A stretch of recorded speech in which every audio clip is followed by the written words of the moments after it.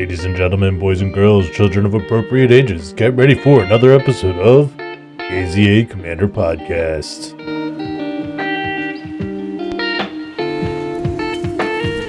Greetings and salutations, everybody. Welcome to the AZA Commander Podcast, where we talk about the Magic the Gathering Commander format. My name is Zombie Apocalypse. Some people call me Esteban. Oh, wait. Nobody calls me that. Please don't do that. Hello, my friends and occasional opponents. I am Jetterex, but that's my vigilante superhero name. During off hours, people just call me Tim. Today on the podcast, we are going to relive the past with our 2023 year in review. Before we get started today, we want to remind you the best way to support the podcast is to follow us on your favorite podcast listening app. Watch this and other videos on YouTube and tune into our streams on Twitch. Links will be in the description below. So let's talk about what today is going to look like. For our 2023 year in review, we're going to recount the major set releases along with some supplemental products. We'll talk a bit about the winners and losers this year, highlight some of the commander decks we built inspired by some of these newer sets, and we'll reminisce on some truly memorable game moments. We may even look forward into the unknown, which reminds me, the new year is a great opportunity for self-assessment and improvement. Are you looking to make some changes this year? Maybe this episode's sponsor can help. Take a look. Fake advertisement! It's the beginning of a new year. The best time to start a quest for renewal. We all want to shed weakness, but finding the right place to start can be a confounding riddle. Well, whether you're looking for incremental growth or exponential growth, you can learn the virtue of strength at Cart Clan Ironwork Fitness. Aren't you tired of being so tiny? Wouldn't you rather be a force of nature? KCI Fitness has all the best equipment for forging yourself into a Titan. Titan Forge. Need to build that upper body strength? Get some reps in that strength testing hammer. Get that washboard abs on our patented core tapper. Once you have tried our Swiftfoot boots, you'll never skip leg day again.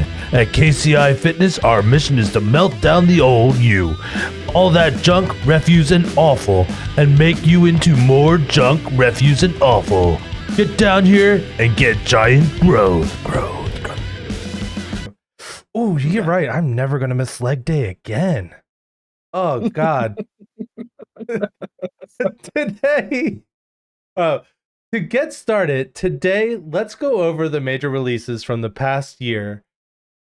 So the first set that came out in January was Dominaria Remastered. I'll learn how to talk eventually. Someday, but maybe not today. Wield the power of the past. Celebrate the history of Magic the Gathering. Dominaria across 27 sets and 30 years of gameplay. The one thing that has me I really remember about this set is I was in a sealed event. The guy across from me said I was going to pull a Force of Will, and I pulled that foil, the Force of Will. So, do I need to have anything else from that set? Yeah, there's no other set where that could happen. In February was our first into standard set, which was Phyrexia All Will Be One. Splendor awaits you. Phyrexia All Will Be One rises to perfection with Elish Norn and her legion of biomechanical zealots battling for the fate of the multiverse. So here we had reprints of Mother of Machines, Elish Norn, and a bunch of other Phyrexian cards as they are preparing to kind of go out and battle the multiverse. Yeah, and that happened around MagicCon too, right? It did. Yeah. It came out like a week before it. So March of the Machines was the next set that came out in April. And that's legendary cards from across your favorite planes have been reprinted together to fight the Phyrexian Scourge, band together for the final fight. And dude, let me tell you, if I were to go back and look and decide that I want to just build commanders from this set, all the mix and match commanders, they were flavorful. You could see parts pulled from each commander into one card. It was just a really cool set design that I really wish they would visit again. Yeah, it really was. The team of commanders are terrific. Very shortly after that, Magic did this kind of experimental set, which was March of the Machine, the Aftermath. So a 50 card set, much smaller, wasn't draftable, very different. The battle may be won, but the multiverse will never be the same again. Many surviving heroes have lost their powers. Lead the rebuilding effort with regular and showcase version of these 50 unique cards. It had a lot of desparked planeswalkers, and so now if you like some of these planeswalker cards, now there's legendary creature versions that can be your commander that have some of the similar utility. It's a different world for sure. I think it's a cool idea. I just think it wasn't like executed very well. But anyway, our next set came out in June, and it was Lord of the Rings Tales of Middle-earth. Journey with familiar favorites on a whole new adventure. There and back again, filled with valor, courage, and second breakfast. There is nothing wrong with this set. This set was perfectly executed. Every card in it, like this set, you will find gems from years to come. Like I still go through this set, and I'm like, this card's amazing. Yeah. You'll discover through the length of today's podcast that we're fans. Yeah. And we're not alone in that. There's a lot to say about the Lord of the Rings set. It's maybe the best selling set of all time. There's just there we could go on, and we will.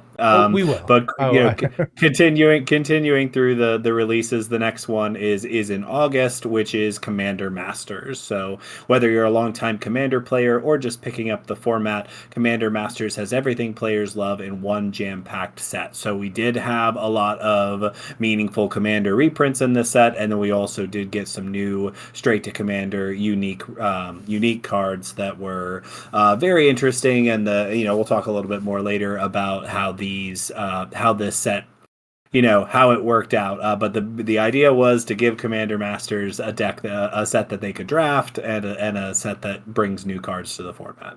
I have my fair share of opinions about this set, and we'll go further into that later.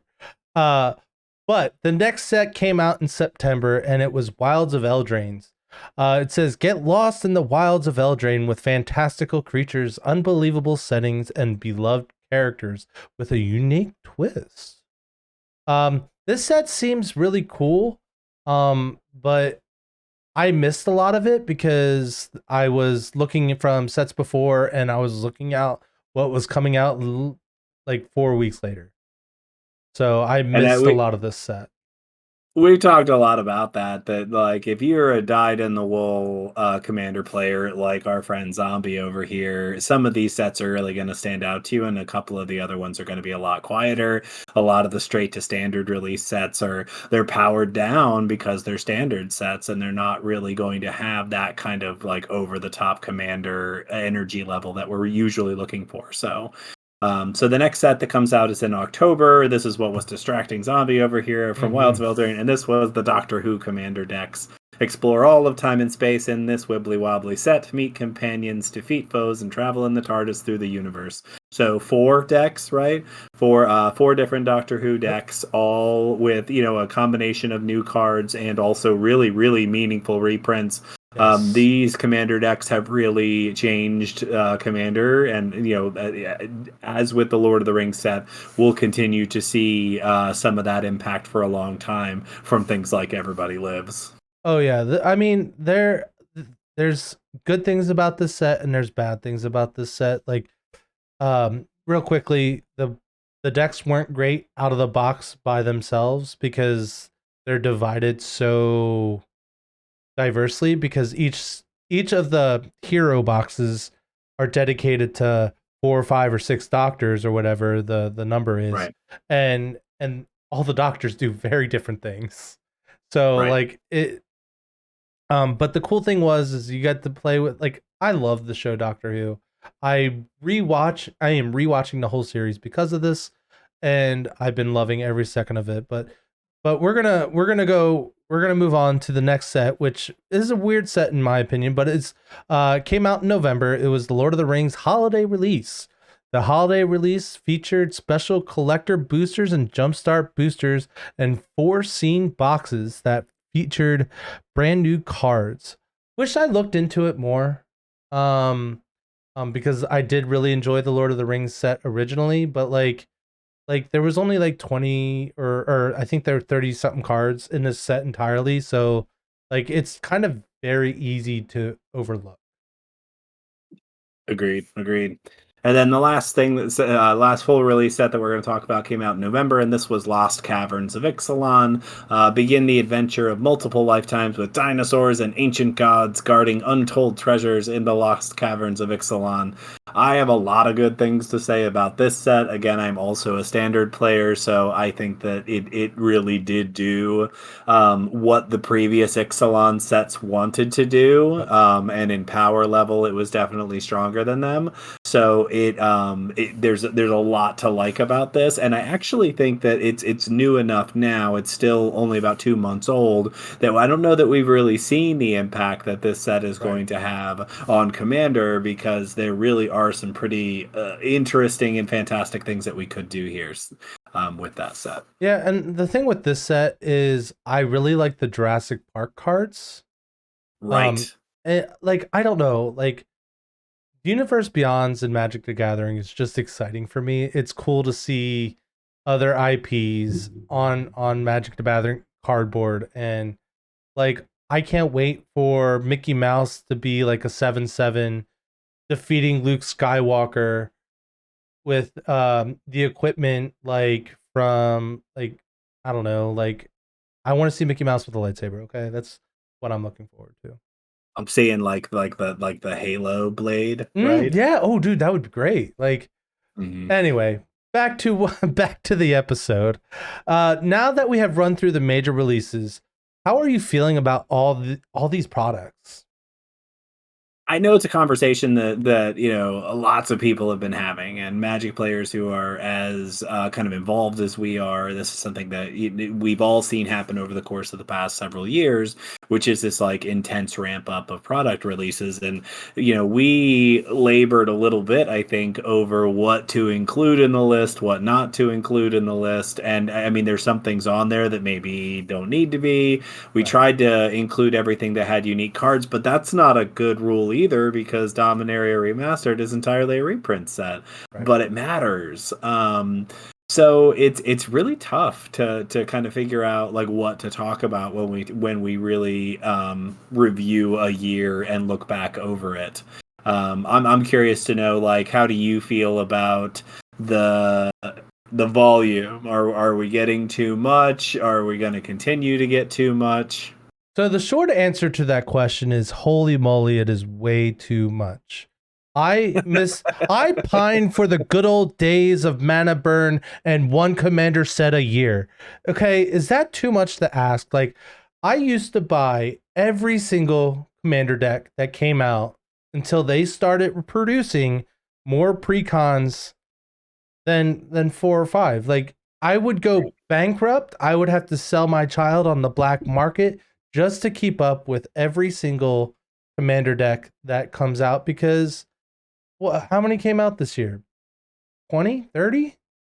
Yeah, Like we I should have didn't looked. count. And I knew this question was going to come up, and I'm sure there's an answer for it. A lot, and because there were commander pre-builds for each of the major set releases and multiples in some cases, Right. and that number moves around a little bit depending on what it is. So the number of pre-built commander decks that came out this year was enormous, and it has been for the past several years.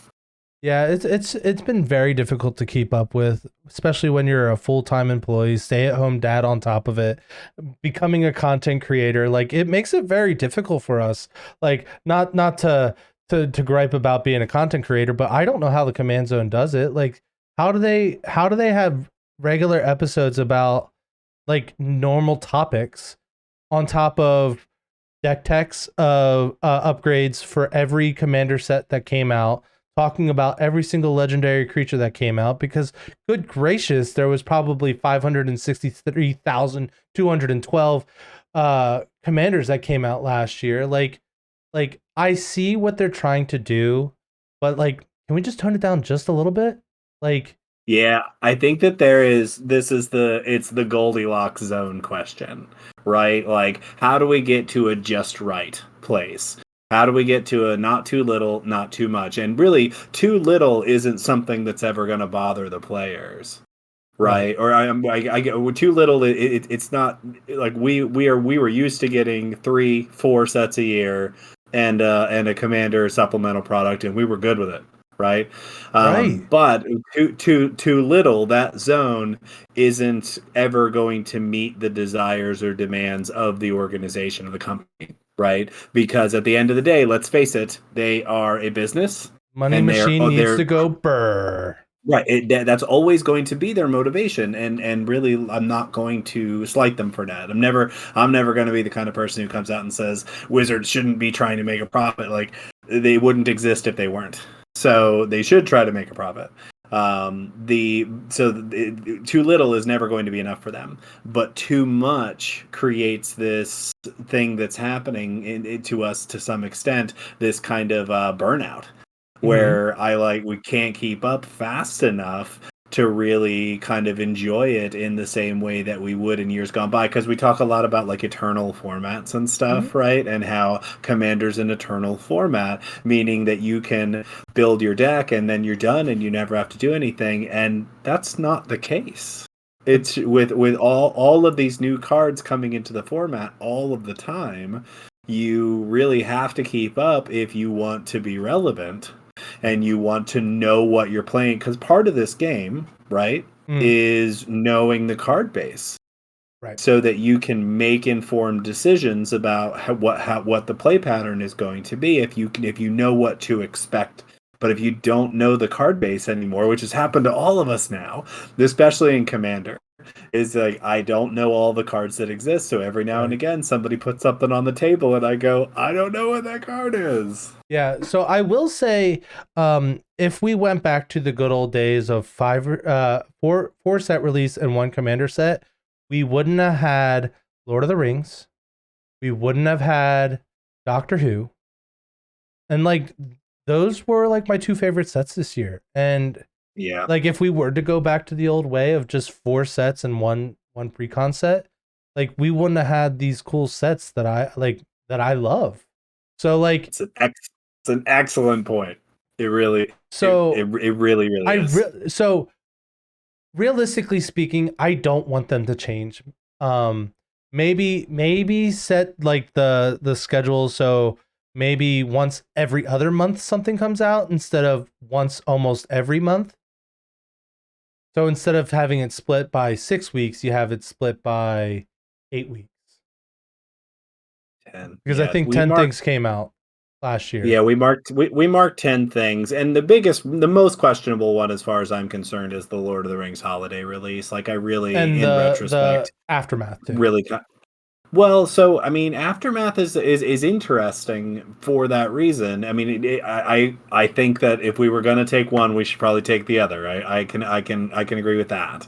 It's a tough one though, because it definitely introduced 50 new cards. And I don't think they'll ever do that again. I think that they. But so felt I have like a solution to that problem. The solution to that problem is make it a little bit bigger and then just have Aftermath be the next set and just make it into a draftable set. Like that solves that problem, and you just push things back a little bit, because like no one's going to be like, "Oh no, I didn't get to Ravnica this year. My life is ruined."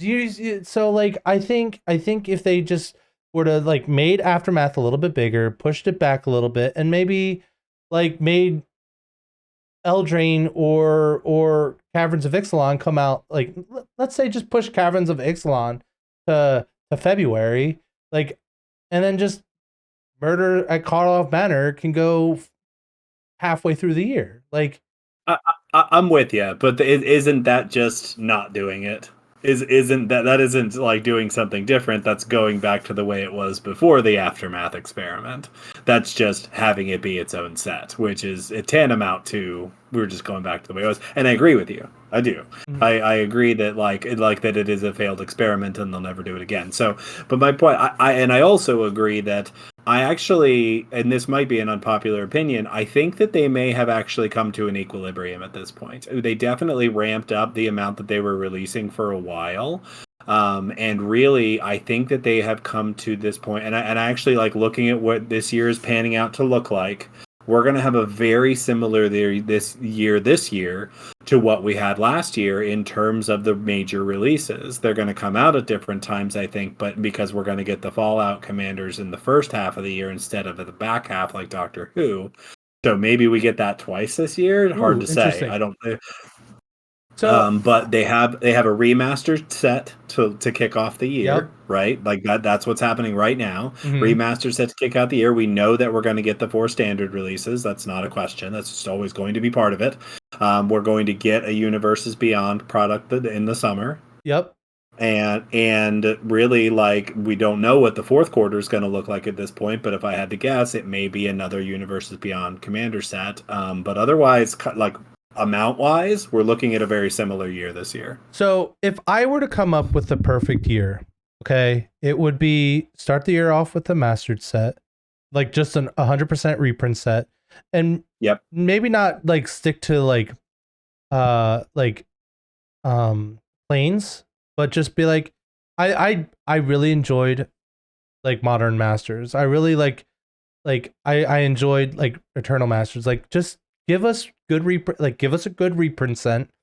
You know, have your four standard sets, have one Universe Beyond's actual set, have one Commander set, and then maybe like a Universe Beyond's like all-together set. Or like Commander Right. set. And then I think that would be good. Like if I were to So looking at the schedule here, I would get rid of Aftermath. I would get rid of and the holiday release, and I think that's like the perfect amount.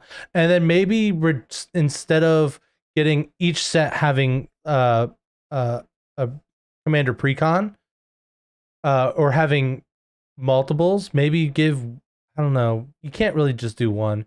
Maybe give the standard sets like 2 and then have 4 for the some of them do. That's the tricky part. I agree with you. Like maybe if they just dialed down the number, because some of them have had lower numbers like 2, but then some of them, for whatever reason, they really liked the cards and they had more in those sets for some reason. So it's really I think that's the other one that we definitely agree on, that having a new pre-built commander set come out every time there's a standard release feels like a lot. It's really that's what feels like too much. And there's also 2 masters sets, and I breezed over that, but there are 2 master sets this year as well, because we have Ravnica remastered now, and we get Modern Horizons 3 this summer. So there will be 2. Like, I mean, Modern Horizons 3 not actually a master set, but kind of a master set. I mean, I think it's that right there just turns is like that's equates to Commander Mastered, but it's geared more towards does. Modern.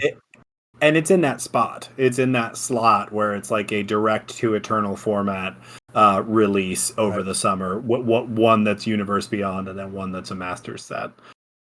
So, I mean, I know that we could talk about this for the rest of the time, but we're going to keep it moving for now. So we talked a lot about all of the different sets releases, how we feel about where the kind of landscape is right now. So we're going to dive a little bit deeper into the sets themselves, what made our list of like winners and losers this year. So to start that conversation out, the first question is, what set do you remember looking forward to the most? Like before it came out, you said to yourself, this is going to be amazing. I can't wait for this. So which one do you?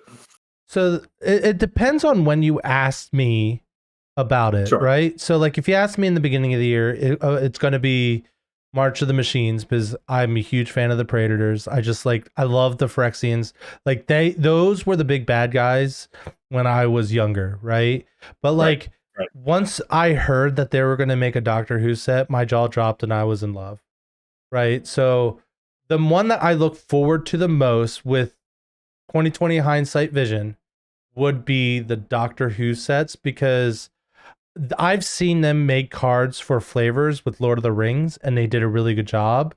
And I'm not a huge Lord of the Rings fan. When I've tried to read the books, I've only gotten to maybe a quarter of the way to the second one, and I'm just like, oh my god, I just couldn't handle it. So But with me enjoying the Doctor Who show as much as I have, I've watched Eccleston, I've watched Tennant, and I watched Matt Smith maybe 5 or 6 times, 7 times. Who knows? I've watched those a lot. And to Right. see them on cards and just, man, it was chef's kiss delicious. Like everything about the flavor was great. There was a couple of things that I wish they could have fixed. Um, Made the decks more cohesive, but the problem is then they're not as flavorful. So I think I'd rather have the flavor over cohesiveness because I bought all 4 decks and I tore them all apart to make one super deck. But that's the set I look forward to the most. And oh man, I look back at it and I'm like, oh, I can't wait to see what they do next. I can't, I am really not looking forward to the amount of hate we were inevitably going to get for you saying you couldn't stomach the Lord of the Rings books because they are amazing and I am a huge fan of them. And the things that have come as a result, everything that you know and love about fantasy exists only because Lord of the Rings exists. Oh, So the it is movies the are proto. phenomenal. I love the Right, movies. but the books are phenomenal too. I don't understand how you had such a hard time getting through them. It was So I I will the give you the strength, audible. the strength of our friendship notwithstanding, Okay, good. As long I'm as we're gonna say friends. that I'm gonna say Doctor Who. I what's remarkable about it is I agree the Lord of the Rings set did a fantastic job of taking the flavor, but I think that was a layup. And they did it very lovingly, and like again, we agree that set is amazing. But Lord of the Rings slots into Magic because Magic exists because of Lord of the Rings. Right. Like really, like it's a very, very easy fit. Doctor Who, not so much. Doctor Who exists in a very different space, and for them to be able to bring the flavor of that universe into this one really was a feat of of remarkable proportion. So it's incredibly impressive that they were able to pull it off in the way that Mm-hmm. they did. Yeah, they did a fantastic job on that one. So you mentioned it already, and I'll just kind of jump right off of that. For me, March of the Machine definitely was it for me. And while I agree that early on in the year, it's what everybody was kind of excited about because again, we were just fresh off of Phyrexia, will be one, and March of the Machine was starting in its announcement phase when we were at MagicCon Philly last year. So we didn't know what it was going to be, but we did know that it was going to introduce a new mechanic, that it was going to kind of shake up the world and shake up the game. So it has all these layers where the lore is really fabulously interesting. And you and I both remember the set Invasion, right? Mm-hmm. Like we remember that era of the game, and it's actually really similar in a lot of ways because it's the Phyrexians Oh, of invading course. just Dominaria, right? But now we have that on this monumental level where we now have another like 15 years worth of lore. And now instead of just invading one plane, they're invading all of them. And it's got Right. this really cool everybody teaming up mechanic, battles introduced. And I don't think anybody was like overly surprised with what battles ended up being. But I do think that I really appreciate it when they try to use the mechanics to do new things because they only have so much design space to work with. So when they have something like a battle where it's just trying to push the envelope of what a design space can look like, I'm very appreciative of that, and I think that it did not disappoint. I think that the having a new mechanic along with all the story elements and then also leading to this big change that a lot of players have been clamoring for a long time, and it is less planeswalkers. Mm-hmm. Like really that is an argument that a lot of people have been making for a long time, that there are just too many planeswalkers in the like standard formats and there needs to be less. And now there are, like, they have moved in that direction, and it looks very much like we're going to continue to get that for the foreseeable future. They Oh my, really wanted to phase that out. I never like saw that. And like now that you mention it, I'm like, how many Planeswalker were printed after that? Like, So one or two a set, usually that's two. incredible. So Like I didn't think about yeah, that.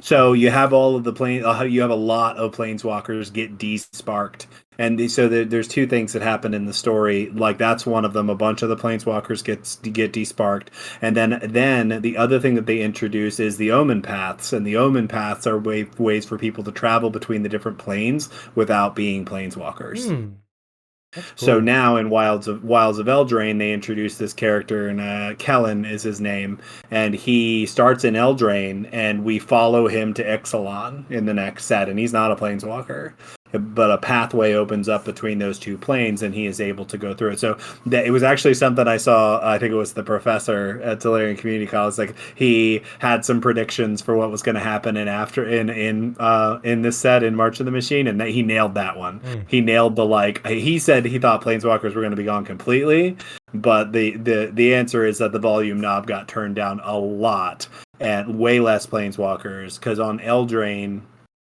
were there two? I think there were two, and then Ixalan, I'd have to look. I'm not even sure. Yeah, I haven't looked. There might have only been one in each set. Honestly, I'll look at it while we're continuing to talk.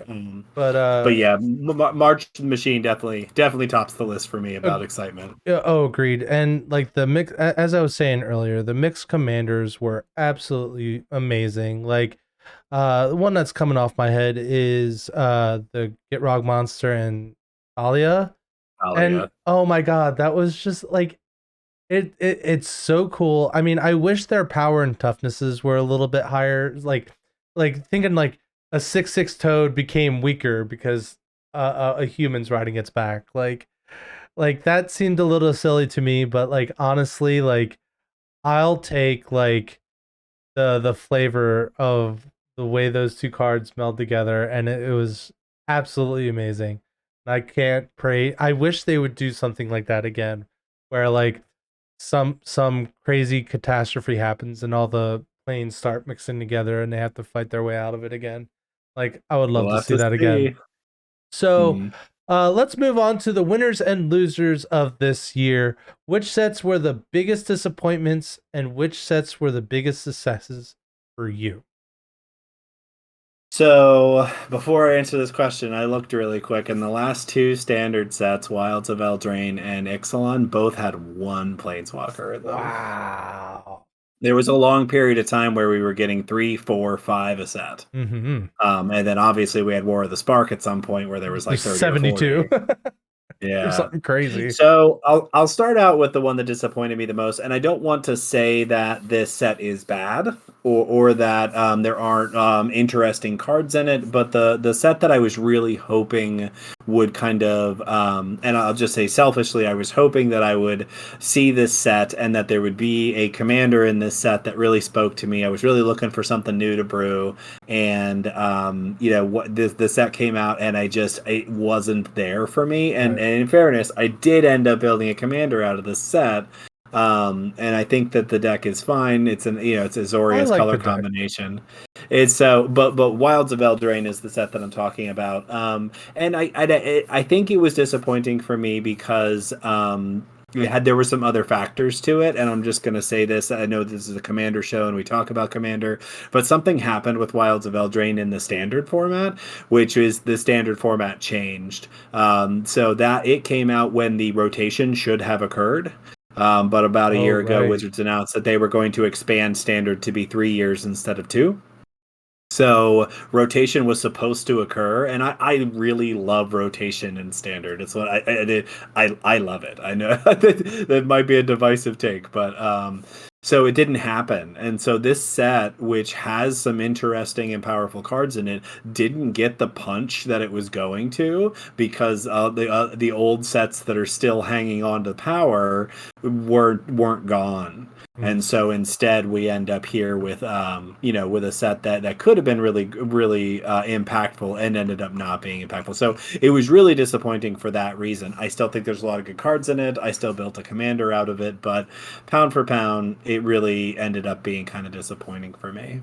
And I'm just gonna tell you which I think is the most successful, and then I'll pass the baton and we can talk because our successful answer is the same. Oh, of course it So is. and it is the Lord of the Rings set. So I'm just gonna pass over here and say what for you was disappointing, and then we'll talk about Lord of the Rings. So the set that was the most disappointing for me was not because the set itself is bad. The set is great. There's a lot of great reprints in that set. There's a lot of cool, unique cards. The commander decks that came out from them were really cool. I have some gripes about the one of the commander decks mainly, but a lot of them were cool. But the disappointing part about it was super expensive. The set I'm talking about is Commander Masters, and when you double the value of a precon, going from 45 to almost $90 for a precon, you need to make it worth that money. Like, don't get me wrong, if you were to sell each card individually, you would still profit. Now, don't get me wrong, it would be hard to sell each card individually, but like you have to feel like there's some sense of I got something out of this. But when you look at the land base for the sliver deck, it is absolutely atrocious and nothing but tap lands. So that deck was slowed down so much because of that. The Commander Guff deck was pretty cool. I don't really have too many complaints about that, but I don't think it was $90 good. The colorless deck, again, no gripes about it. It gave you a really good another commander to use. It reprinted a whole bunch of waste and put waste in the world, which is quite frankly not a waste of time. And then the enchantment deck was really cool too. Like all the ideas were great ideas. They were just not executed to be set for $90. Yeah. And like And it's probably true about the set itself as well. Yeah. I'd say it's one of those, it has a couple of cards in it that are like truly high dollar, but that shouldn't drive the cost of the entire set to be as, or packs in that set to be as high as they were. well, Like that's not good return on investment. well, Wizards of the Coast is supposed to not look at the secondary market when it comes to pricing things. Like they have to pretend the secondary market doesn't exist, but when they make a reprint set and then double the price of it, how is that not them looking at the individual price market? Like, Yeah. like if you're making a commander deck, like if I was getting more than just the commanders, like if I got like, I don't know, what's it called? The collector boosters, more than just like a 2-card collector booster in the box, and I got maybe 2 collectors boosters in the box, so you're getting more of the set. Great. Then I'll pay the $90, no problem. But when you're not giving me something more and charging me double, like I expect double. Like plain and simple. So I think that was the huge flop. Like the set's cool, the commanders were cool. The sliver deck failed on the principle of they could have done a better, like you could make a better land base for super cheap. Like all you need is like you could do basics, you could do check lands, and you can do the like Canopy Vistas of the world where if you have 2 basics and then you just have land ramp that produce like gets you these basics into play so you can like effectively not have tap lands anymore. Like that solves the problem, but they didn't do that. Like it and really, like now that we've seen the Doctor Who decks, we know that they can do that. Yeah, like really, like if you look at the land base in the Doctor Who pre-builds, like those are the most expensive part of it. Yeah, they have they have the slow lands from the most recent Innistrad. They have the ones that you're talking about, what The they used to call Horizon the slow lands from. Yeah, the they really Horizon like lands. Like they're great. Yeah, Mana bases were it's them fantastic. So we know that they can, and that they just chose not to in that case, and still ended up putting a huge price tag on it. It's the whole price tag behind it, and then. So enough negativity. I really want to talk about something positive, and that Lord of the Rings set. Man, there's so many gems in that set. That like I do a lot of I listen to EDH Rec podcasts. They're absolutely incredible people, and like every time that they bring up a card, and I'm like, oh wait, that card's from the Lord of the Rings set too. Like it's just amazing. Like you have your amazing cards like the One Ring, you have your amazing like you have your Orcish Bowmasters, but then you have all these other cards that are just so good. Like I don't even look at red white, and holy moly, let me tell you, the red white in that set is incredible. Like I almost want to build a red white deck with Lord of the Rings cards because like the cards are enjoyable. So those are the positive things I have to say about that. It was priced perfectly. The precons were incredible. I think the food one got a lot more attention than all the other ones, but like I think they're all were great. I think the green blue the blue green one was a little not great. Like retrospectively speaking, it didn't work out very well compared to the rest. But like, that's what blue green needs. It's just not it's not as interesting, and or it doesn't really break new ground because Yeah. it's basically just blue green elves, Yep. Yep. and which is fine. I mean, it is a thing to do and it adds the scry element into it, Hmm. but yeah, such a small negative mark in just a world of positivity. And I agree. I what I like about it is that it has cards that are just remarkably fun for the Commander format, cards that are very flavorful, and I really think they did a great job at making powerful cards that were, with the exception of the One Ring, they did a great job at making powerful cards that aren't like warping. So like Gandalf the White, as compared to Mother of Machines, as compared to Elishnorn, like he only doubles up very specific things, right? And Yep. and to make it not overtly powerful, it is powerful. There's no question, but it's like it's not warping. And I think that there's a lot of examples of that, of things that are just very clearly strong but not so remarkably overpowered. Even with the One Ring and even with Orcish Bowmasters, there was a lot of voices early on, and we've had the set for more than 6 months now, so there were a lot of voices early on that said these two cards were going to warp formats and then make them that they were going to be impossible to beat, and that has not proven to be true. Both obviously strong cards, but even the One Ring, with as powerful as it is, it's not, it is possible to remove it. It is possible to deal with it. I mean, it's And it hard to do didn't. it, but it's still very possible. Yeah.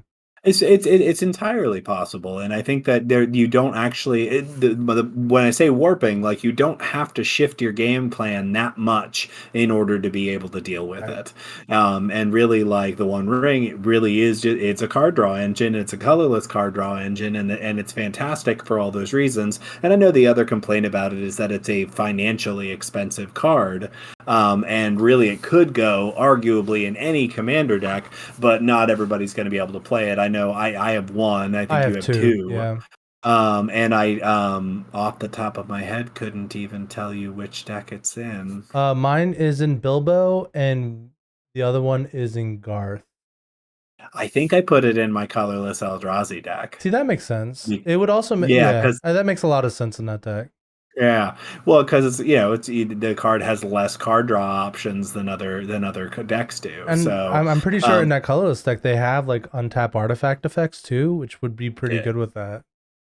They So, sure do. mhm. Yeah. And a couple other standouts that I just want to talk about before we move on in Lord of the Rings. There's and we'll talk about cards that we've played a lot that we really like, but um I didn't include any Lord of the Rings cards remarkably, but there's one I want to talk about, and it's War of the Last Alliance, and it's a saga, and the first two chapters are search your library for a legendary creature, reveal it, and put it into your hand. Now, tutors are a divisive topic, and we have talked about this a lot, that we've tried to like cut down on the amount of tutors that we're playing, but I have always made an exception for tutors that flavorfully fit into whatever you're doing. Yep. So if I have the party time deck, and there's a party time tutor that if you have a full Hmm. party, it does the specific thing. That stays in the deck. It works with the thing. And War of the Last Alliance, I have it in my Samwise Gamgee deck, and it is perfect. Like it, because it is a historic permanent, it works with Samwise Gamgee, and it is a Lord of the Rings card. So for me, I was like, I'm definitely going to include Yeah. this in here, and I just consider it to be a fantastically good card. Well, let's go ahead and keep moving. We'll get into some more specific cards since I started talking about the specific cards. So we thought it might be fun to talk about exciting cards that have really worked great for us, and then some strong contenders that we maybe haven't had a chance to try yet. So I'm going to let Zombie go first, telling us little bit about cards that have come out this year that were really terrific and that he's played with a lot, and then a couple other items that he hasn't had a chance to play yet, but still thinks are great. Right. So the first card, and the funny thing is, the cards that I've been able to play are both from the Lord of the Rings set. The first one is the One Ring. Every time that I've played it, it never seems overbearing on the game. And every time that I've played it, like I've only drawn like maybe 6 cards max. So I've only had it for like 3 turns. And then the game's over because, when you have an average... either I win or someone else wins. But most games only last until I would say my average game is from turn 8 to turn 10. And if I'm playing this on turn 4 as my turn 4 play, it's not great on turn 4 because the protection from everything on turn 4 doesn't really do much for you. And then if it only lasts until turn 8, you draw 1, 3, 6, 10 cards. So 10 cards can do a whole lot for anybody, but you're also taking 10 damage. So it's this hot take. The One Ring's kind of fair. Kind of. Yeah, it's surprisingly, right? Yeah. So the second card on my list is I built a deck around it. It is Bilbo Birthday Celebrant. Dude, I love this card. It is flavorful. I like the 11st birthday. I love everything about it. And the deck that I built from it is very fair. It is fun. The One Ring does really well in that deck because I'll just outgain the damage that it's going to deal. But that's a different story for a different day. In fact, we told that story not too long ago in a different episode. But there's a couple of cards that I'm actually looking forward to playing that I haven't had the opportunity to. But the first one is Dino DNA. And Dino DNA, it is a 1-mana artifact that you pay 1 and tap it to exile target creature card from a graveyard, activate this ability as a sorcery. And then I can pay 6 to create a token that's a copy of the a exiled card with Dino DNA, except it's a 6/6 green dinosaur. And it gain with trample, and then I can only activate this as a sorcery. So I'm probably just going to put this in the next card's deck, which is gonna be Indominus Rex Alpha, and this card is so cool. Indominus Rex Alpha. It is a green, blue or black, and 1. It is a legendary creature, dinosaur mutant. As Indominus Alpha Rex enters the battlefield, discard any number of creature cards. It enters with a flying counter on it if a card discarded this way has flying, and the same is true for First Strike, Double Strike, Death Touch, Hexproof, Haste, Indestructible, Lifelink, Menace, Reach, Trample, and Vigilance. And then the piece de resistance is when it enters the battlefield, draw cards equal to the number of counters placed for each counter on it. Boy, you discard your hand and then uber fill your hand, because the idea of this deck, you're gonna have creatures with multiple keywords on it to give them as many as you can, and then you're gonna have other cards that are gonna put multiple counters on it when it enters anyway. And then holy moly, the idea of this deck, I've tried to build Sultai my whole entire life, and it's never worked out for me. I'm hoping this changes it, okay?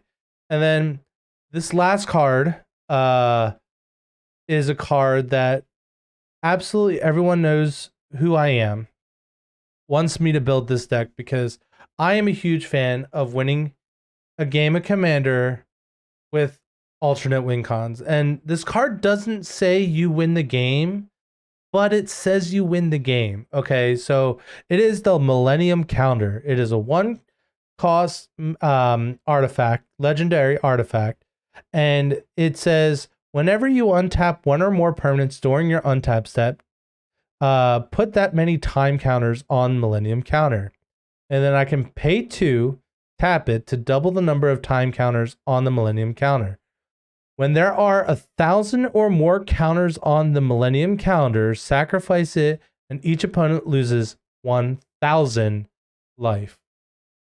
So basically, this card is an alternate win con. I don't know. I've never been in a game besides a game where there's like infinite life combo, which isn't something you see like ever. And I just wanna just say, okay, I have all the counters, and everyone dies. Yeah, I can't wait to see it. It is a tall order, but there are lots of other alternate win cons that That's every that deck can that I be built, Tim.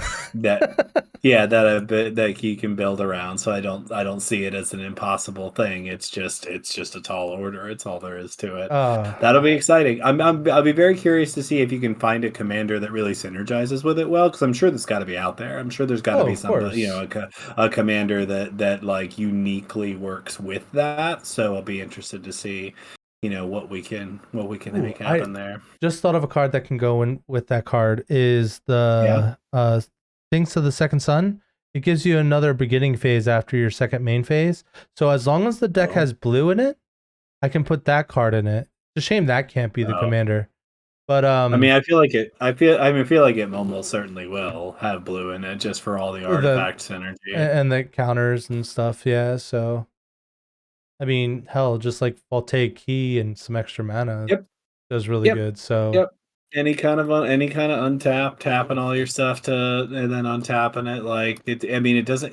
Once you have a lot of stuff on board that you're tapping regularly to do stuff, and on untapping each turn, and anything that allows you to activate this multiple times would get it there pretty quick. It's just a glass cannon, right? Really easy to destroy once you get to an enormous amount of counters. But boy, super fun super fun to watch it happen when it's going. all right, all right. We're gonna set this up for the future. I am going to do it in a single turn. Yep. I'm going to get 1,000 That's counters on that thing in a single turn without infinite combos. I wonder what secret achievement you're going to unlock by doing that. Maybe a new playable character.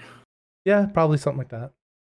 Or maybe I'll get golden dice, like in Baldur's Gate. That's nice. That'll be nice. Yeah. Let's go ahead and jump top.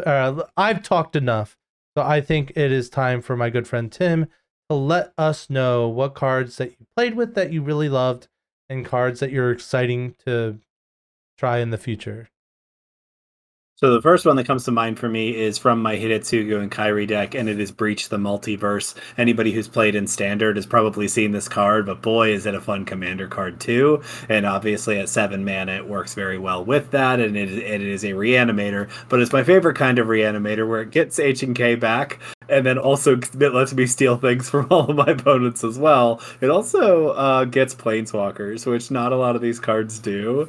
So and I know that Planeswalkers are not something that everybody plays with, but boy, I love stealing people's Planeswalkers. So Breach the Multiverse, 5 black. It's a sorcery. Each player mills 10 cards. For each player, choose a creature or Planeswalker in that player's graveyard. Put those cards onto the battlefield under your control. Then each creature you control becomes a Phyrexian in addition to its other types, which is almost never relevant, that last part. So just dump stuff into the graveyard. And again, it doesn't have to be one of the milled cards that you reanimate. Yeah. It can be something that went Really there a different way. So just really solid. And I think it's a commander card you will probably continue to see for years to come. Yeah, the only problem Second with on Breach of the Multiverse is it's a little harder to play on spell table, but that's a sacrifice I'm willing to take for such a cool card. This isn't one of those ones where you don't get revealed the thing, and I think that's really the cutoff for me. We just played that game the other day where somebody was playing with something where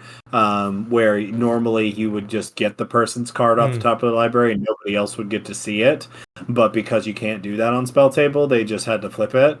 This is not that way. You're milling the cards, and everybody's graveyards are public knowledge. So you're like this. I mean, I actually don't think that this one's so hard because I'm not stealing stuff out of their library. Right. No, the hard part is just that you would have to have some way to represent the card that you're using from them. Right. That's the only hard part. Right. So tokens, right? Yeah. You don't already have Infinite infinite tokens. tokens, Please sponsor right? me. I would love to have Please all of sponsor them. us. Yeah. The second card on my list is just a pet card of mine, actually, and I really like this, and I have a deck where I think that it works really well. And it is the Huntsman's Redemption. This is another saga. This is actually from Wilds of Eldraine. So 2 and a green for an enchantment saga. Chapter 1's make a 3/3 beast creature token. Chapter 2 is you may sacrifice a creature. If you do, search your library for a creature or basic land card, reveal it, and put it into your hand. Chapter 3, up to 2 target creatures each get +2/+2 and gain trample until end of turn. So here we have another tutor that's a lot more conditional and a lot slower, but it gets non-legendary creatures. So it goes in my Samwise Gamgee deck. It always gets me one of the 2 or 3 combo pieces that are not legendary, like Academy Manufactor or Sarinth Steelseeker.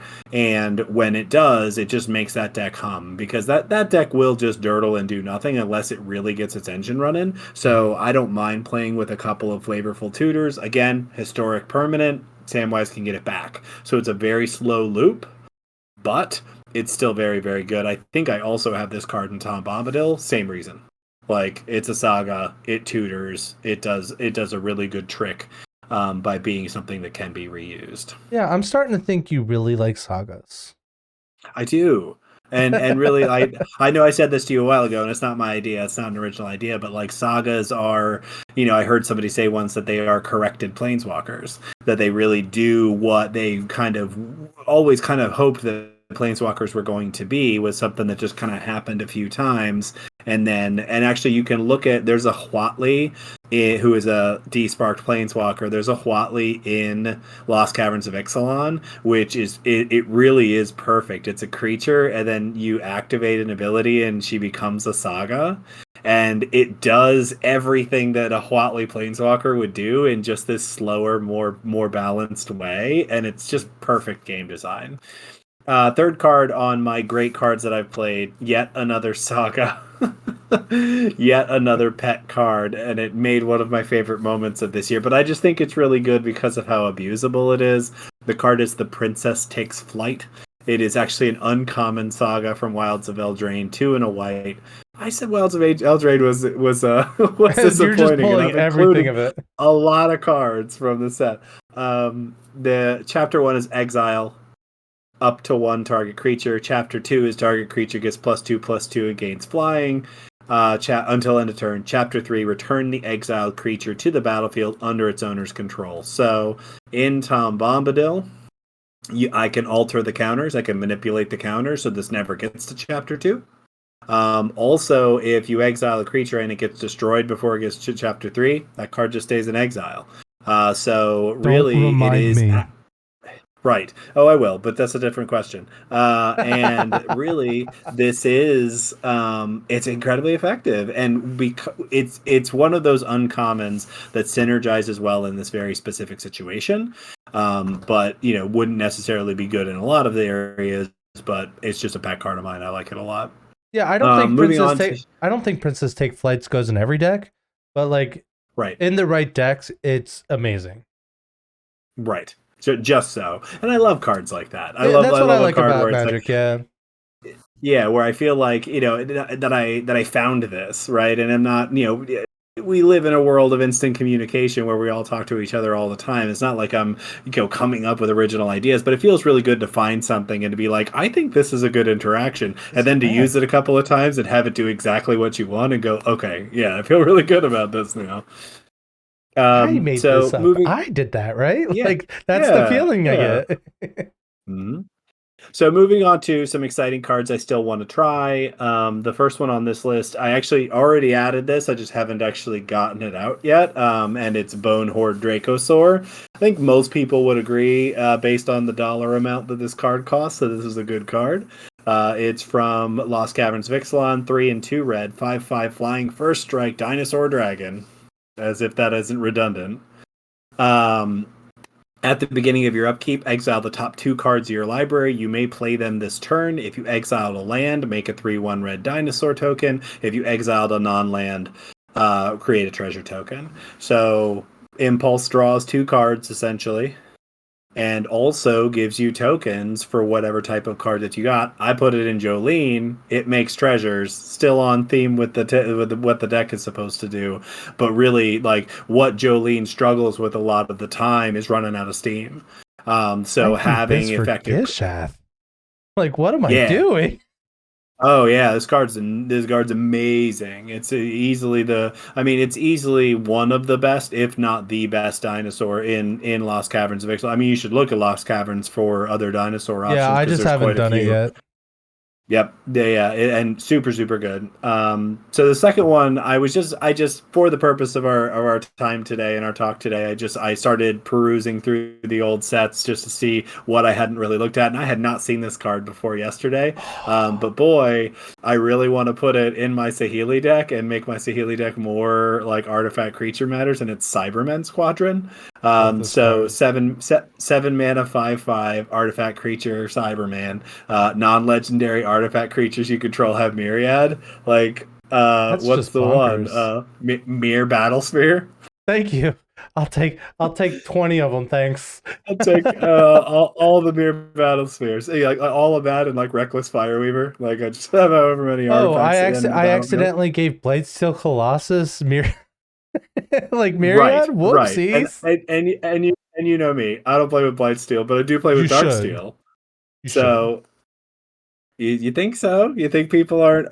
People always seem I to mean, we mention that played an card? infect deck last night and like there was no salt here. I mean, No, to not be at fair, all. It was just I got left in the wind because I missed like 3 land drops after turn 3, but that was a different story it for a was different day. it was just a different clock, right? I mean, that's the thing about poison counters is it's a different clock, and it does create a different feeling, I think. So the last card on my list, and I've been thinking about this for a while because I saw somebody else review this card as a commander, and I realized it is another direction that I have never gone before, and it is I've never built monocolor commanders before. And so this is the red god from Lost Caverns of Ixalan. It's O'Hare Axanil Deepest Might. So basically, I'm going to summarize because it's very wordy, but it's a 4/4 trample, and if a red source you control would deal non-combat damage, it deals Oxanil's power instead. So base, it's a 4/4, so you can turn 1 damage into 4, and it is based on his power. So if he is bigger, the number is bigger. And there's some very, very interesting things that you can do with this particular thing. So and the reason I'm interested in it is I have one, and I've stared at it a couple of times. Like, do I want to build a mono red commander deck? That feels very not me. But this is very interesting to me for some reason. So it's on my list of maybe commanders for the future. But it is definitely something I would be excited to build around because I think its ability is interesting and Yeah, unique. I think it's pretty cool. And like so if you like this is just spitballing here. If you were to build it, do you build it to make him really big and then make your lightning bolt or your shock or whatever to do a lot, or do you aim for like things that deal 1 damage to everything, now they deal 4 to everything kind of thing? Like how So I would never put lightning bolt or shock in. That's just objectively bad in commander. Oh, of course, but I But was just using but them as an I example. I think the answer is a little bit of both. I think that there are some things that incidentally would make him bigger. And to that end, like the opportunity cost of including those things is really low. So it would make a lot of sense to do that, to include those things. Oh my God, Skull Clamp. Hmm. What's the other one? Bone Splitter. Oh yeah. Like bones, the opportunity cost for Bone Splitter, I mean, this deck is incredibly low. 2 mana to make that thing too bigger forever. But there's also an enormous amount of like red auras and things of that nature that would up this thing. So I think the short answer is that I probably would go the like pump it and make it bigger route.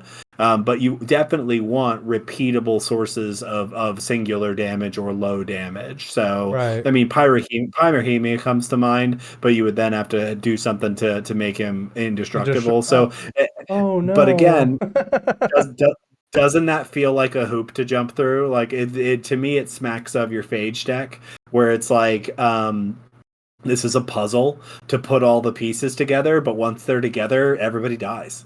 Dude, Like once they're together, you sling a whole bunch of damage and it gets quadrupled and everybody dies. I think you have a very valid point, and I think that's the like what I love about Commander is like I like to build decks that are puzzles that you have to put together, and then in the end everyone's dead and you're the victor. And if you don't get any pieces of the puzzle, you do nothing, and people feel pity, and then they forget about you, and then you put the puzzle together and you win. Like, Yep. It's a win-win-win for me. Anyway, I think that's all the cards that you had lined up for us. So with all these new cards, we both built a lot of new decks this year. So let's check in and see how they are holding up. How are you feeling about some of your some of your newer decks? So when we kind of put this question together, I actually looked and I realized I have 12 commander decks, and I think that that's about the limit that I'm going to allow myself, because I think any more than that, there's just no chance that I'm playing them all regularly. So out of those 12, though, 6 of them I built in the last year. So half of them are all relatively new, or were built from cards printed in 2023. So I already mentioned it before. I'm going to put it at the top of my list here. Hidetsugu and Kairi from March of the Machine. It's a Dimir commander. I think I'm going to forego describing what the card does, and we can just put it up on the screen here. We have a deck tech for this in a different we episode. have an episode for this. Right. So if you want to know what the deck looks like, it may have changed a little bit since I built it, but actually not a whole lot because it's perfect. No notes. No. Yeah, it is. So that's why I chose this one first, is because I just love it. And Dimir is actually a color combination that I have struggled to get I struggled to get a commander in Dimir for a long time. I had two or three iterations before I landed on this one, and this one is just so weird. And so it's kind of my Spellslinger deck, but it's not like a traditional Spellslinger deck. It does this very weird combo with the commander, and it's effective. It's and what I love about it most is it's a 50-cent commander. It is a dirt cheap card, and really there's some relatively expensive cards in the deck, but boy, it's a lot of fun.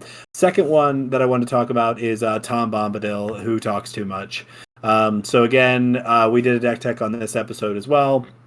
I'm not going to read the card. We can put it up on the screen here. So Tom is from Lord of the Rings, is an overpowered god bard character from the original story. Is not in the movies for you Lord of the Rings Peter Jackson fans out there.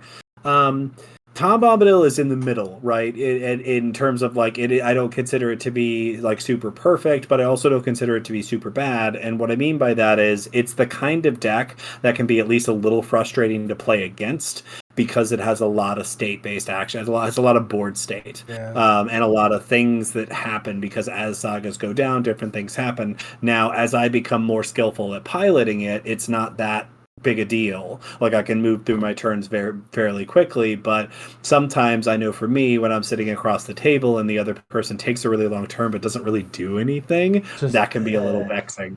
No, right. I will say you do pilot that deck very well. You know what the card does. You read it very concisely. You choose your targets before you play the card or whatever. You basically planned out your turn before all these actions happen. So when it comes to your turn, you're just like, I'm doing this, and this.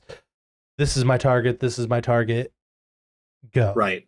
And that's how I try to mitigate that, right? Like that's how I try to respond to that criticism of it, is that if you're going to have a deck that has complicated board states like that, Super Friends deck come to mind. I have one of those too, and you want to know what the cards do incredibly well, so that you still have to make choices, and that sometimes is going to take time, but I try very hard to make sure that I know. But Tom is one of my newest decks as well, so it's tough because I do know what most of the things do, but there's still a fair amount of it that I'm not 100% on. So I still have to ask myself questions sometimes, and then as things pile on top of each other and overlap, it changes things, like with read ahead and things of that nature. Right.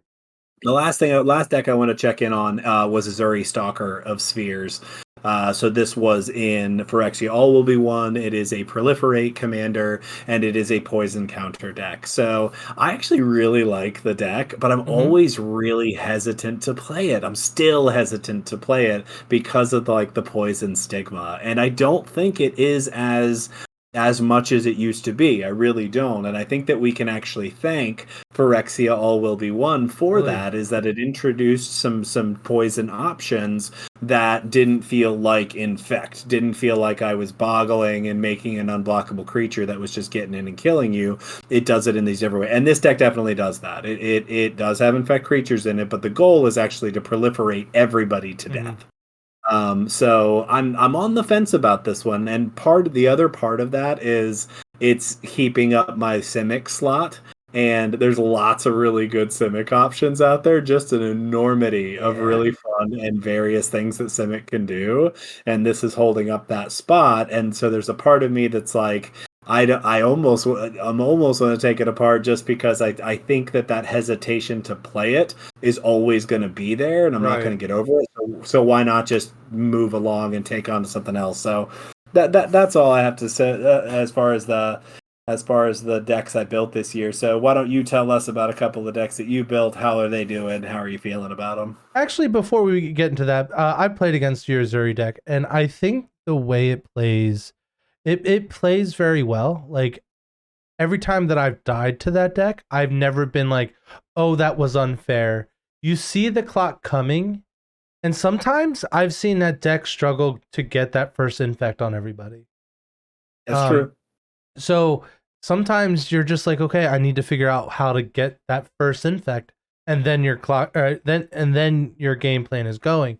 So I like it a lot. With Simic being as broken as it is, I don't necessarily want you to build another Simic deck. Right. But I like the deck. I think it's fun. Maybe we should play it next time we play, and see what everyone, like, have that like rule zero conversation afterward. Like, oh well, how did it feel playing against Infect? And then, I mean, the sample size would only be 2 extras but Right. it's always good to ask.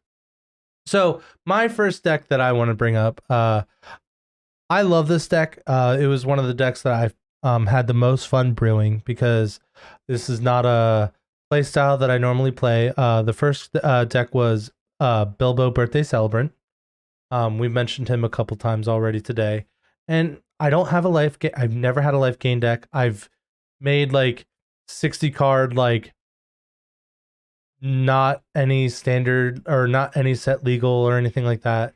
But other than that, like, I've never played life gain. Life gain isn't really one of the best strategies in Commander, but this deck's a lot of fun. I really can't wait to have a birthday party. It hasn't happened yet. Gotten close, but hasn't happened yet. The second deck was a bit of a janky deck, and I mean, technically it's still together. I never built a paper version of it, but it was one of those glass cannon decks that I did the thing once, and I'm okay with it now. But it was Yargo and Martani. Like, who doesn't want to have some crazy, what is it, 18-6 or something crazy? And that's all it was. And I just would fling it at people, make people lose 18 life, and I would draw like 18 cards because it died, and it was kind of combo-y, and it really didn't do much before, and then after I did the thing, I didn't do much after, so I was like, okay, it was cool, it was fun, but I thought it was a good idea to have a deck that I built last year that wasn't stellar, and I'm kind of glad it's lost sight anyway. And then the last commanders is the 14th Doctor and Rose Noble. I too had a lot of fun building multiple versions of this deck. So the first version that I have in paper was every card that's in the deck, that's including the land base, were from the Doctor Who precons, and then eventually the secret layer that's going to be coming out. The secret layer is purchased. Don't worry, people. I may have printed a copy of the commanders on paper just so I can play it the way it should be intended, instead of having a card in the command zone that's not it. But it's a fun deck to play. It's really cool to see how you can jam a couple of precons together and still make it work, even though all the doctors want to do very different things. But there's these minor overlaps that you can kind of take advantage of that I really enjoyed playing. Again, we do have an episode about this, so if you really want to hear more about the 14th Doctor and Rose Noble, go listen to that episode. The episode was great. And then the other version of this deck was almost like I get like if I wanted to put I could make it CDH. I would have to put a little bit better interaction and all of the fast mana, but like it was an alluring combo deck where I would cast the 14th Doctor 100 times, get all the doctors into the graveyard, cast draw into Gallifrey stands, put all the doctors into my hand, and then or into my hand. Since I'm casting the 14th Doctor as many times as I have, I generally have infinite mana, which means I can play all the doctors into play this Sphinx of the Second Sun, get my upkeep on my end step, and just win the game. The fastest win I've had with that was on turn 3. But I mean, that's also just not the kind of Magic that I want to play. So it's a long way. It's a long way to go to get to a win. It really is. But it was cool. Like it was an interesting thing to see when the combo like starts going off, and like it's a little harder to shortcut things on Moxfield than it is in actual paper, because like once you demonstrate the loop, you can just do it. Where in Moxfield, you kind of have to like go through the process and just like do it all. It was an interesting deck, but again, CDH isn't my cup of tea, so there's really no point in building it in paper. And with all these amazing decks that we built this year, we have had some pretty amazing games. So moving forward, we're going to talk a little bit about memorable game moments that we've had from the last year. So what stands out to you in terms of gameplay this year? So one of my most memorable games were the game that I had with Murph from the Command Zone. The amount of support that man was like, it was absolutely incredible. I've mentioned it a couple times in the past, primarily in our first episode of the podcast. You should go listen to that whole thing. But really, I really enjoyed the game with him. The game was super interactive. And I mean, this is when I got my Door to Nothingness sign from all the people. Murph was one of the first people to sign it, and I got to door him in the face right after he signed it. And it was one of the coolest things that I've ever done. And I can't wait, I can't wait to just meet these people again. We're going to Chicago. I can't wait to try to get a couple more games with some personalities out there. So what's one of your favorite moments?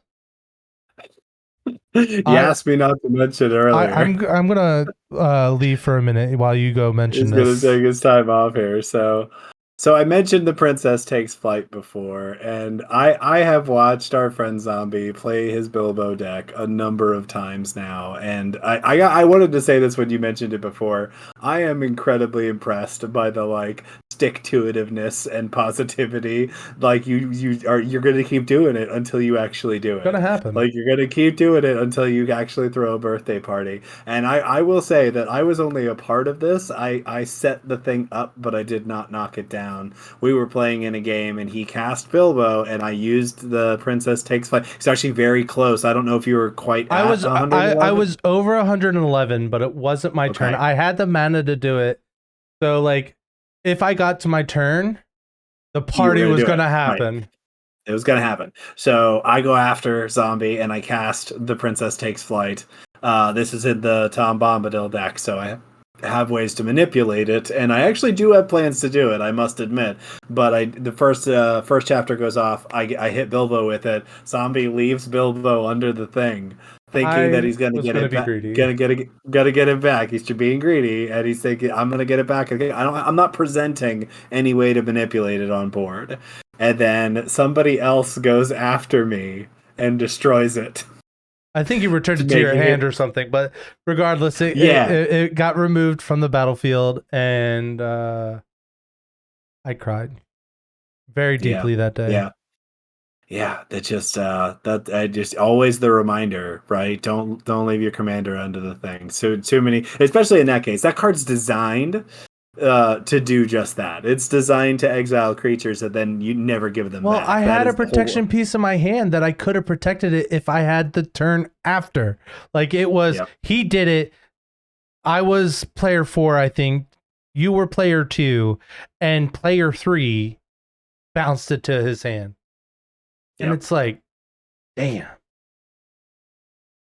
And that moment stands out to me just because it was like such a profound moment in the thing. But I wanted to, without getting into too much specific or any greater specifics here, I also just wanted to acknowledge that, like, boy, we have had such a great year playing I Commander really with did. people at MagicCon, The on 4 for 4, spelltable, like there was so many cool things that we saw this year. right?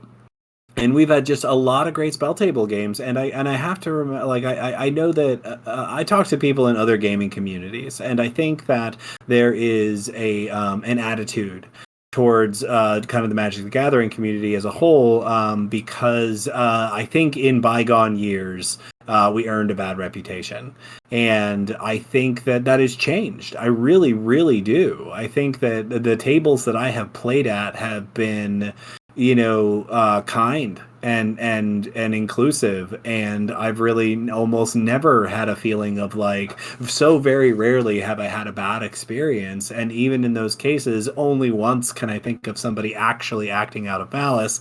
And that was it was kind of a troll thing, on the internet. It really wasn't Yeah. personal. It was just, it was a bad actor, right? And I think that is heartening to me. It's heartening to me to think that our community, like the content that people are creating, the experiences that we're having at the tables, they feel so together, and I really, really appreciate that. So that's what's been memorable for me this year, is that leaning into this community a little bit more has been largely positive, in my own life, knowing that I can kind of go and do this thing and not feel like I'm gonna run into, like, the mean kids club. Yeah, I mean, like besides the one instance that you're talking about where that guy like kept coming into our room and screaming, like playing that screaming noise or whatever every 30 seconds or whatever when I kicked him out. Um, I haven't really experienced any mean players in the last like probably 8 or 9 years or something like that, where it's like my kids weren't even born yet. So like, I mean, if the community can change that much in such a short span of time, like it gives me a hope that the world is going in the right direction, and there's joy to be had in this world, you know. So finally today we are going to shift our gaze to the future. What are you looking forward to this year? So I looked at the scheduled releases, there's a couple of product things that are coming out, but there's also some kind of ideas I think that are important. So the for very right now, the Ravnica Clue is coming out, which is fascinating product. It's very, very interesting to me, and I really think that it's good. I'm hoping that the power level of the cards that are in it, and I've seen them, I know what they are, but I'm hoping that the power level of the cards that are in it is low enough that I can bring kind of newbies into the game with it, Hmm. because that's my intent with it, because it's basically like jumpstart boosters. Okay. But it is a game of Clue playing Jumpstart, and you play like a 4-person game, so it's kind of like a mini multiplayer game, and there's some Clue elements to it, so it's neat, and it's kind of like an inbox experience. And I've been trying to make one of those for a while to play with my, like, not Magic nerd friends, so that they can play the game but not be as into it as I am. I had some Commander pre-builts from a couple of years ago that I've kept in their boxes, but I think that they're actually too powerful. And I really want something that is even lower power than that. So I think that I'm hopeful that Clue's going to be that. Um, the other thing I want to talk about, because I'll let you talk about the product that we're both excited about. Mm-hmm. I want to talk about the fact that, like, we are going to 3 new planes this year. Oh, I didn't even know that. That's exciting. All three of the other standard sets, because we have Murders at Karlov Manor, which is on Ravnica. But we're getting three more standard release sets, and they are all on planes we've never been to before. And the first one, the next set, the one that comes out in April, is like a Western with mostly magic villains, and I'm here for it. That sounds exciting. So the other ones are different flavorfully, and I don't know a lot about them yet. But I'm just really excited to be going to new planes, because really, there's a lot of instances where going to a plane the first time is nuts. Like going to Eldraine the first time was crazy, was so strong, Was and Oko. so It very was powerful. Oko good. Yep. Yeah. Well, it wasn't just that was the tip of the iceberg, and it was a very scary. It was the tip of the iceberg that sunk the Titanic, but there was still a lot of other power in that set. So how about you? What are you excited about? So the first thing I'm going to specifically mention is the Fallout precons. I am looking forward to it. I am looking forward to energy. Yeah. I really want to go back to Kaladesh so I can get more energy cards. Yes. Um, I'm here for that. I would love to and do that as well. don't get me wrong. I think all of the decks are cool in their own way, except maybe the Doggo one. Just because I'm not a huge fan of Naya. Right. Because Right. it plays the same, and I already have a Naya deck. The problem is I have too many decks. Like I already have a Jeskai deck, but I'm looking forward to the Jeskai deck. And anyway, but I think all the decks are going to be fantastic. I'm a huge fan of the Fallout series as a whole. I played Bethesda games for so long in my life. Like it's just going to be cool to see the flavors. And who doesn't want a bobblehead on the battlefield? I'm sorry, like I'm going to try to squeeze one into every deck that I have. Absolutely. The next thing that I am looking forward to is actually I'm really looking forward to the commander I was talking about earlier, and that is Indominus Rex Alpha. I'm looking forward to building that thing. I have a plan. The plan is to come up with a deck list before the next exciting thing on my list, and then get the cards while I'm there. And the next thing is going to Chicago, MagicCon Chicago. Like I am so looking forward to it. I have goals that I want to do. I want to like the main goal that I'm trying to do in MagicCon Chicago is to play as many games as possible and have as many cards as possible signed in my door deck from online personalities at MagicCon Chicago. Yeah, I really am. I'm a pretty shy person in new environments, and I don't really put myself out there. I'm a bit of an introvert, so there were so many people that were there last time that I would love to actually have, spoken to or introduced myself to, and it's not in my skill set, at least at first. But this being the second MagicCon that we've gone to, I'm really feeling a little bit differently about it. And I know that's only going to continue to get better with time. So I'm really hopeful that I can kind of break that seal a little bit and say hi to some content creators that I like a lot. Because, I mean, there are a lot of the reason that we do what we do is, we see the other people doing it and we go, that looks like a lot of fun. I love this game as much as they do. We could definitely contribute to this conversation. So that is a huge thing to be excited about. So let's talk about our bonus question since you brought it up. Let's talk about because MagicCon's a big commander event. What decks are you gonna take to this year? So I think I learned a lesson from the last time. I'm not gonna. Sure. I might have a binder that I might bring and just try to offload to the vendors, but I'm not gonna bring a trade binder. Like everything that I want to keep is gonna stay home, and with that extra space means my book bag can have more decks, which means I can have more variety in my life. Because I realized when I was in MagicCon Chicago or Philly, I was kind of getting bored of the decks that I was playing. Now, don't get me wrong. One of the decks that I was brought was a deck that wasn't really complete, and I was trying to find pieces for, but couldn't find those pieces or anything like that. So, I really ended up only with 3 decks. So the decks that I'm bringing are going to be my Windgrace deck again. Garth One-Eyed, because who doesn't want to get doored in the face? I'm going to bring my Doctor Who Recon mashup. I think this is one of the fun decks that I don't play very often, but I really enjoy it. And that's Runo and Stormkirk, where I'm just going to make Krakens out of everywhere. Yep. I'm going to bring my Gishath Sun's Avatar. I plan on upgrading it while I'm there. And then I'm planning on buying the cards for the Dominus Rex Alpha while I'm there.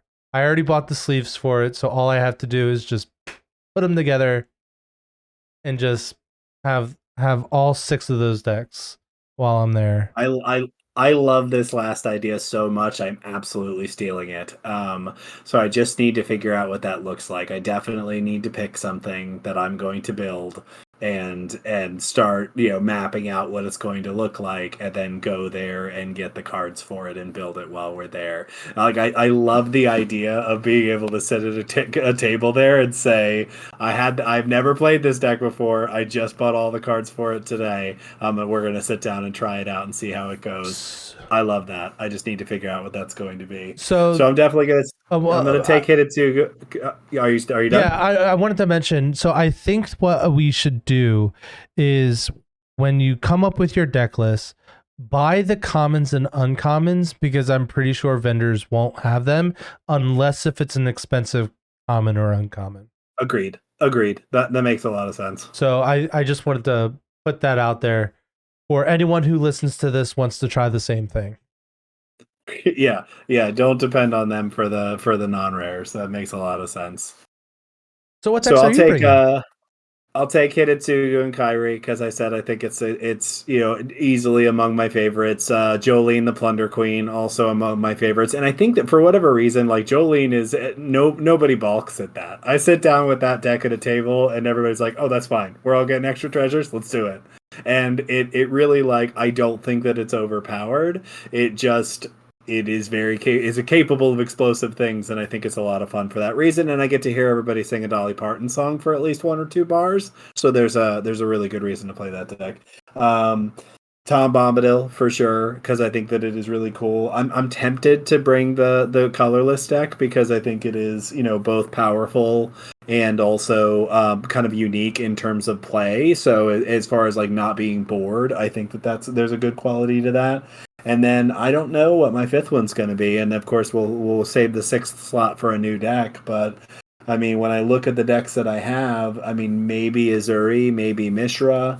I like Samwise a lot, but I think it's a pretty, like, kind of cookie cutter build. I don't think it's that interesting. It's fun, but it's like, I just actually don't think it's that interesting. So I mean, I've seen other content. I've seen other people play that deck and have it be built almost identically. So Yep. I don't think it's unique enough. I'll play it on Spelltable, but I don't think I'll. Maybe I'll let you borrow my Bilbo deck, because I forgot to mention I'm definitely going to bring that too. You ran out of room. Yeah, well, you don't have to limit yourself to 6. You can take as many as you want. I have a mighty big book bag, so.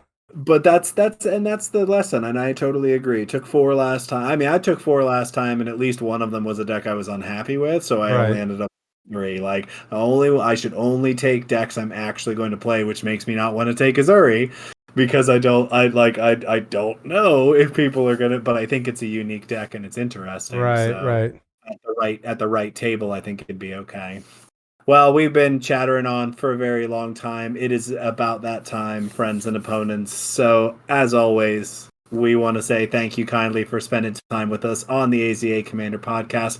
Remember, you can support this show and all of our other content by watching this and other videos on the YouTube page, and by checking out our streams over on Twitch, and you can find those links in the description. So before we scoop things up, we want to know, how was 2023 for the Zombie Horde? What was your favorite set, and what commanders that came out this year that will stand the test of time? What are you looking forward to in 2024? And as always, thank you for playing, and have a wonderful day. Bye.